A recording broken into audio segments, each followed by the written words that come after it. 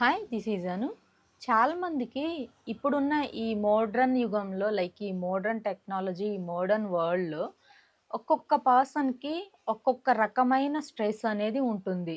Mental stress కానీ, physical stress కానీ, లేదు అంటే ఫ్యామిలీతో వచ్చే కొన్ని స్ట్రెస్‌బుల్ లైఫ్ కానీ, ఒక్కొక్క రకమైన స్ట్రెస్ అనేది ఈచ్ అండ్ ఎవ్రీ హ్యూమన్‌లో కామన్‌గా నవ్యే డేస్‌లో మనము చూస్తున్నాము. అయితే చాలామందికి ఈ ఓవర్ స్ట్రెస్ అండ్ ఈ కొన్ని సిచ్యువేషన్స్ వల్ల వీళ్ళ మెంటల్ హెల్త్ అనేది బాగా డిస్టర్బ్ అవుతుంది.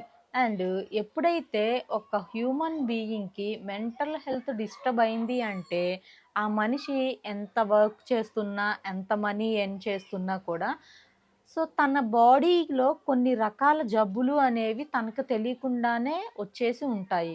ఎందుకు అంటే ఫస్ట్ మనకి ఏ డిసీజ్ రావాలన్నా కూడా దానికి రూట్ కాజ్ అనేది depends on your mental health. ఎప్పుడైతే మన మానసిక స్థితి దారి తప్పడం అండ్ మన మానసికంగా మనం మెంటల్లీ డిప్రెస్డ్‌గా, యాంగ్జైటీగా, ఎప్పుడు ఏడుస్తూ, బాధగా ఉంటూ, లేదు అంటే ఒంటరిగా ఉండాలనిపించడం, ఏ పని చేయాలనిపించకపోవడం, అండ్ ఎవరిని చూసినా మనకి కోపంగా, చికాకుగా అనిపించడం, లేదు అంటే పక్కవాళ్ళు మన గురించి ఏమనుకుంటున్నారు అని చెప్పి ఎక్కువగా ఆలోచిస్తూ ఉండడం, లేదు అంటే ఎవరిని చూసినా కూడా నెగెటివ్‌గా అనిపించడం, అండ్ పాస్ట్‌లో జరిగినవి గొడవలు, అండ్ పాస్ట్‌లో ఆ పర్సన్ మిమ్మల్ని ఏమైనా, మీకు వాళ్ళకి మధ్య ఏమైనా గొడవలు జరిగినవి గుర్తు చేసుకోవడం, ఇటువంటి మైండ్‌లోనే ఉంటూ ఇటువంటి వాటినే ఆలోచిస్తూ ఉంటే మీకు not only mental health issue disturb అవ్వడమే కాకుండా మీ బాడీలో ఆర్గాన్స్ కూడా డిస్టర్బ్ అయ్యే ఛాన్స్ అనేది ఉండింది. ఇటువంటి మెంటల్ హెల్త్ ఇష్యూ ఉంటుంది.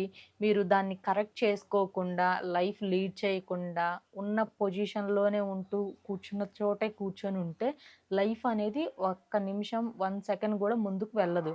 అండ్ దానితో పాటు మీరు ఫినాన్షియల్లీ డల్ అయిపోతారు. అండ్ హెల్త్ పరంగా కూడా సిక్ అయిపోతారు.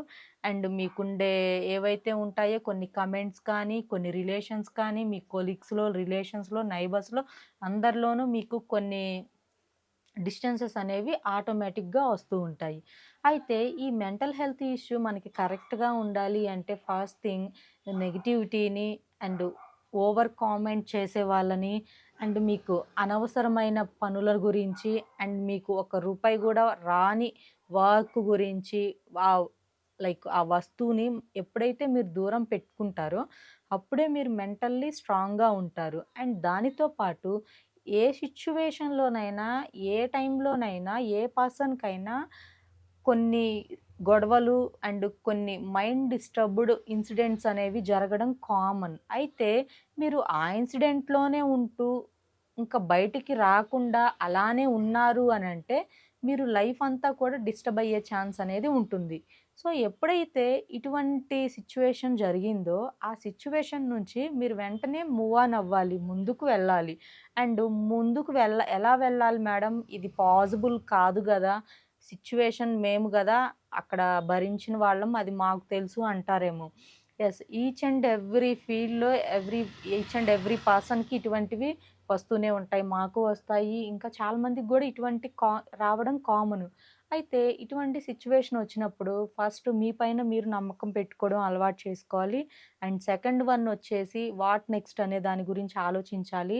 అక్కడ జరిగిన గొడవకి కలిగిన కారణం ఏంటి అనేది అనాలిసిస్ చేసుకొని, సో, ఆహ్, అసలు జరిగిన ఆ గొడవ అండ్ లేదు అంటే ఆ సిట్యుయేషన్ డిస్టర్బ్ అవ్వడానికి గల రీజన్ ఏంటి అని ఆ పాయింట్‌ని రైజ్ చేసుకొని, దాన్ని గుర్తుపెట్టుకొని నెక్స్ట్ టైమ్ అది జరగకుండా వాట్ నెక్స్ట్ అనే దాని గురించి ఆలోచించాలి. అండ్ మీ మిస్టేక్ గనుక ఉంటే నెక్స్ట్ టైమ్ ఆ మిస్టేక్ రాకుండా జాగ్రత్తగా ఉండటం అలవాటు చేసుకోవాలి. అండ్ ఇది ఒక వర్క్, బిజినెస్‌లో ఇలాంటివి ఉంటాయి.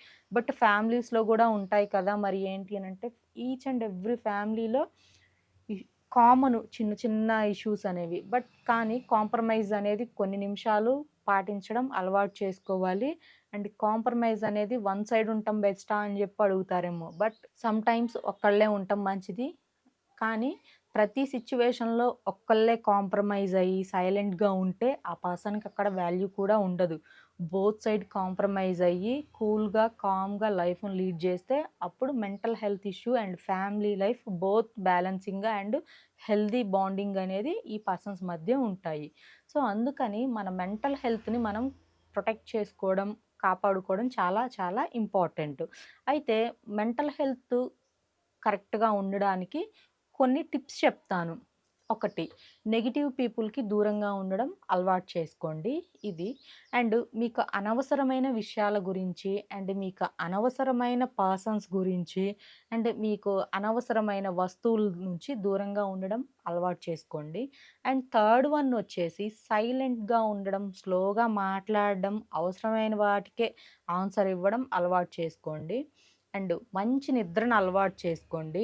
అండ్ మిమ్మల్ని మీరు ఎలా హ్యాపీగా ఉంచుకోవాలో చూసుకోండి. సో, ఈ 5 టిప్స్ మీరు గనుక ఫాలో అయితే మీ మెంటల్ హెల్త్ అండ్ మీ ఫిజికల్ హెల్త్ 2 గూడా హెల్తీగా, స్ట్రాంగ్‌గా ఉంటాయి.